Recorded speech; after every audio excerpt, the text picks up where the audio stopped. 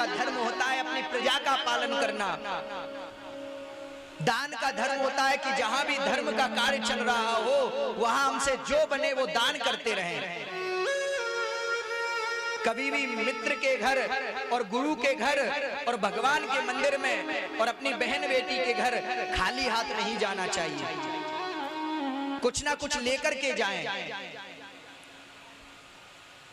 तो धर्म का जैसे ही वाचन करा रहे हैं भीष्म पितामह, तो द्रौपदी हंसने लगती हैं। द्रौपदी हंसने लगी तो भीष्म पितामह ने पूछा, अरे क्या हुआ द्रौपदी, तुम हंस क्यों रही हो? पितामह, आज आप इतना ज्ञान दे रहे हो, उस दिन कहा गया था आपका ज्ञान जब उस भरी सभा में मेरी साड़ी खींची जा रही थी, जब पापी दुशासन मेरे शरीर के वस्त्र को खींचता जा रहा था, तब कहा गया था आपका ज्ञान। आप उस सभा के सबसे वरिष्ठ थे पितामह, अगर खड़े होकर के कह देते, खड़े होकर के अगर एक बात कह देते कि खबरदार मेरी कुल वधू को, मेरी पुत्र वधू को किसी ने हाथ भी लगाया, उस समय तो आप चुप बैठे रहे और आज ज्ञान दे रहे हो। भीष्म पितामह ने कहा, तुम्हारा कहना सत्य है द्रौपदी, परंतु मैंने नमक खाया है और नमक जैसा खाओ मन भी वैसा हो जाता है। जैसा हम अन्न खाते हैं वैसा ही हमारा मन हो जाता है, और जैसा अन्न और वैसा मन, इसका एक छोटा सा दृष्टांत है।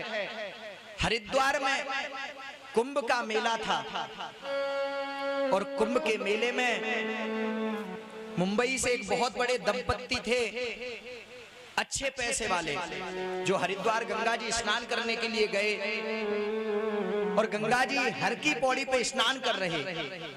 वहां पर एक संत थे जिन्होंने चारों तरफ से घेरा बना करके रखा और उस घेरे में बैठ करके तप कर रहे थे। जो मुंबई से आए हुए दंपत्ति थे उन्होंने कहा, बाबा ये हमारा बैग रख लोगे आप, हम जरा नदी में नहा करके आते हैं गंगा जी में। बाबा ने इशारे से कह दिया रख दो, और स्नान करने के बाद में वो दंपत्ति भूल गए उस झोले को और आगे चले जाते हैं, निकल जाते हैं दर्शनों के लिए। बाबा ने देखा कि झोला रखा हुआ है और झोले को खोला तो उसमें 10-12 लाख रुपए रखे हुए थे। 10-12 लाख रुपए रखे तो बाबा ने जैसा झोला देखा और चेन लगाई और वहीं का वहीं रख दिया।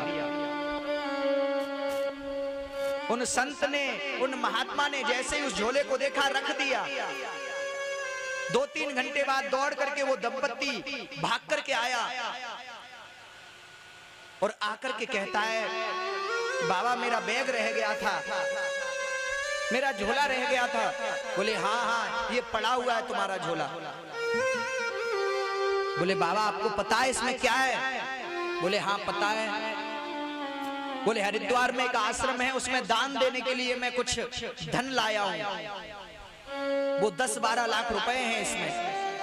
बोले हाँ मुझे पता है कि इसमें 10-12 लाख रुपए हैं, पूरा बैग भरा है, मैंने गिने तो नहीं है लेकिन हाँ पता है कि इसमें रुपए हैं, लेकिन ये रखा है तुम्हारा झोला और अपने पैसे गिन लो। बोले ठीक है। बोले बाबा कुछ तो ले लो। बोले नहीं ये मेरे लिए तो कागज के टुकड़े हैं, मैं ठहरा संत, मैं इन टुकड़ों का क्या करूंगा। वो दंपत्ति इतने खुश हो गए, नहीं तो कोई और होता तो इस झोले को लेकर के भाग जाता। महाराज जी से आग्रह किया, महाराज जी हम मुंबई से कुछ भोजन लाए हैं, आप भोजन कर लीजिए हमारे साथ बैठ करके, बड़ा धन्य जीवन हो जाएगा हमारा, ऐसे संत मिले हैं। संत ने बहुत मना किया लेकिन दंपत्ति नहीं माने, सेठ जी नहीं माने। तो संत ने कहा ठीक है थोड़ा सा भोजन दे देना। तो पार्किंग में गाड़ी रखी हुई थी उनकी और वहां पहुंचे और जगह ना होने के कारण बाबा से कहा, बाबा आप गाड़ी में ही बैठ जाइए और भोजन कर लीजिए। बाबा गाड़ी में बैठे हुए थे कि बाबा का मन गया कि इतनी सुंदर गाड़ी है तो क्यों ना गाड़ी की दराज खोलें। और जैसे ही दराज खोली है गाड़ी की कि उसमें एक कुल्हाड़ी रखी हुई थी छोटी सी, और भोजन करने के बाद में बाबा ने जैसे ही गाड़ी का वो खोली दराज और उसमें कुल्हाड़ी रखी हुई है कि बाबा का मन बदल गया और कुल्हाड़ी उठाई और झोले में डाल ली। उस कुल्हाड़ी को चुरा लिया बाबा ने। ये दृष्टांत कुछ और नहीं, ये दृष्टांत बताता है कि हम जैसा अन्न खाते हैं वैसा ही हमारा मन बन जाता है, वैसे ही हमारी दृष्टि हो जाती है। तो आज जैसे ही देखा कि उन दंपति को कुछ कुल्हाड़ी की जरूरत पड़ी, गाड़ी में देखा कुल्हाड़ी गायब। बाबा से पूछा, बाबा आपने कुल्हाड़ी देखी? बाबा ने मना कर दिया, बोले नहीं देखी, जबकि बाबा ने चुरा करके अपनी झोली में रख ली।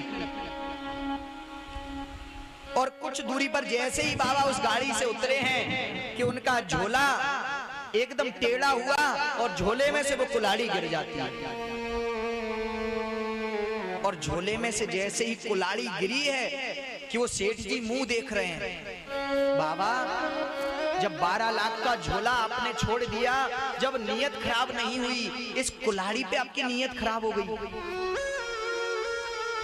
और ये कुल्हाड़ी तो 100-200 रुपए की, ऐसा क्यों? तो संत ने कहा, पहले तो ये बताओ कि आपने जो मुझे अन्न खिलाया है वो कहां से लाए हो? ये जो भोजन खिलाया है वो कैसा है, कहां से लेकर के आए हो? जरूर पाप का धन है और पाप के धन से आपने भोजन कराया, इसीलिए मेरा मन ऐसा हो गया, वरना मेरा मन ऐसा नहीं होता। तो कहते हैं कि हमारे पास जैसा धन आता है, जैसा अन्न हम खाते हैं, वैसा ही मन हो जाता है। ऐसा दृष्टांत